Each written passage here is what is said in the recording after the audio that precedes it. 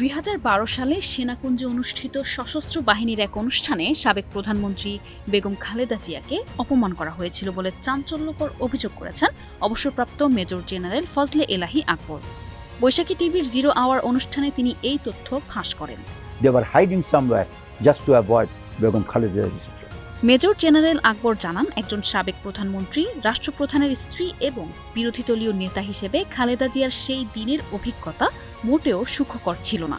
তার দাবি অনুযায়ী সাধারণত প্রধানমন্ত্রী, বিরোধী দলীয় নেতা সহ মোট 6 জন গুরুত্বপূর্ণ ব্যক্তি উত্তর গেট দিয়ে সেনাকুঞ্জে প্রবেশ করেন এবং তাদের জন্য লাল গালিচা বিছানো থাকে। Leader of the opposition and the Prime Minister. এই 6 জনই কিন্তু ওই গেটে নামেন। মেজর জেনারেল আকবরের অভিযোগ অনুযায়ী সেদিন খালেদা জিয়ার গাড়ি থামার পর একজন নৌবাহিনীর নারী কর্মকর্তা তাকে লাল গালিচার পরিবর্তে পাশের সিঁড়ি ব্যবহার করতে বলেন। আকবর আপত্তি জানালে ওই কর্মকর্তা জানান যে এটিই নতুন নিয়ম। খালেদা জিয়া নিজে তখন গাড়ি থেকে নেমে আকবরকে বলেন, জেনারেল সাহেব আমার সঙ্গে আসুন, এবং সিঁড়ি দিয়ে ওপরে ওঠেন। ম্যাডাম গাড়ি থেকে নামলেন, নেমে আমার কথাটা শুনে আজ করতে পারলেন। তখন উনি স্টেট বলেন, জেনারেল সাহেব আমার সাথে আসেন। তিনি আরও জানান, সাধারণত অতিথিকে অভ্যর্থনা জানানোর জন্য 3 বাহিনীর প্রধানরা উপরে অপেক্ষা করেন, কিন্তু সেদিন তাদের কেউই সেখানে ছিলেন না। আকবর দেখতে পান তারা সবাই খালেদা জিয়াকে এড়িয়ে যাওয়ার জন্য কোথাও লুকিয়ে আছেন।